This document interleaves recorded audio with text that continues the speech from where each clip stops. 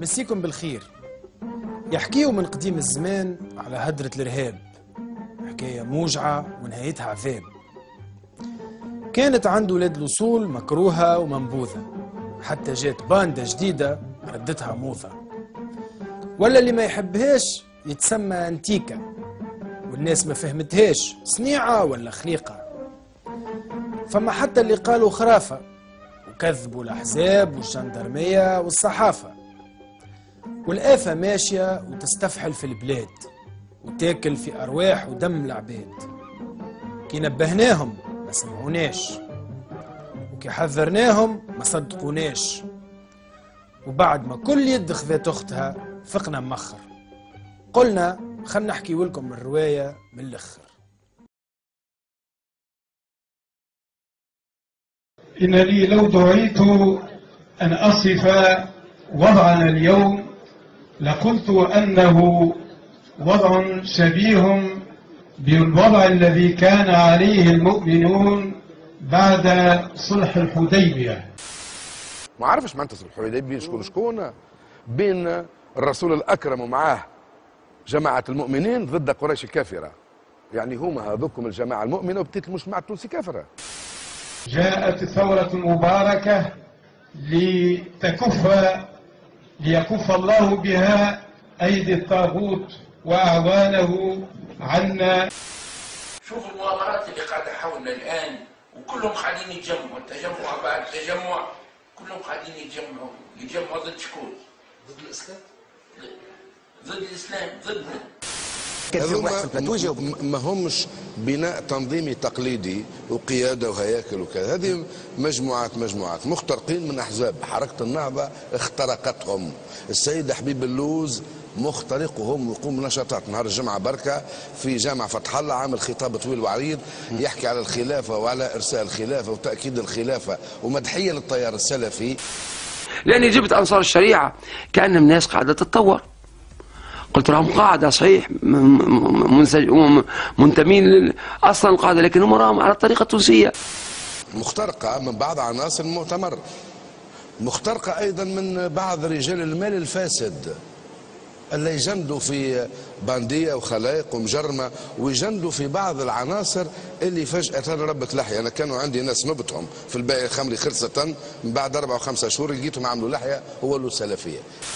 مش ناخذ لك كل الاحداث الارهابيه. انت عاد معجب بشخصيه ابو عياض؟ لا مش معجب انا. لا معجب. لو ان ابو عياض لا لو انه ابو عياض دعا الى العنف او انه حمل السلاح سيكون ضده. وزاره الداخليه اللي قالت. هاني جاي ركعوا في المجلس التاسيسي. نحن قاعدين نأكدوا انه سبيلنا هو الحوار.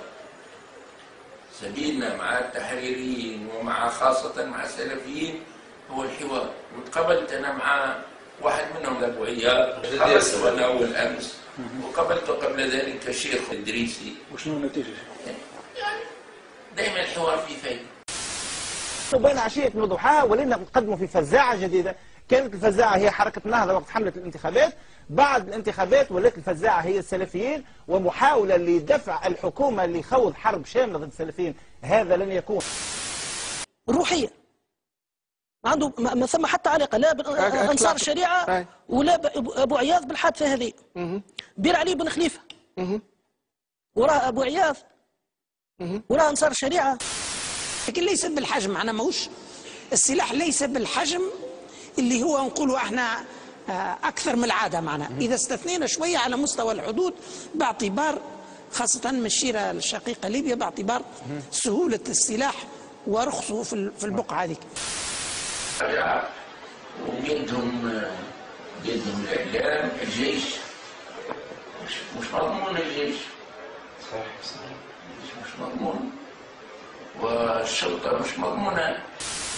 هي غريبة كل المؤشرات والظواهر اللي الأمن موافق للمسيرة السلمية، لأنه من جمع الفتح وهو يقول لهم دوروا من هنا وامشيوا على نهج غانا وامشيوا على محمد الخامس، هو كان يوجه فيهم ووصلهم قدام الصارة وانسحب الأمن. ثم لما انسحب بعد، لما وصلهم بعد ما نعرفش وين مشى، الله اعلم بيه. ما يعرفوش السفاره، وصلهم ومشى. وصلهم ما يخاطر ما يعرفوش الثنيه، وصلهم ومشى.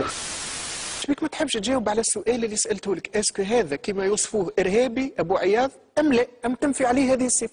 هاني قلت لك انا اذا كان هو ارهابي علاش الدوله سيبته من السجن؟ يقولون ان معظم السلفيين هم يبشرون بثقافه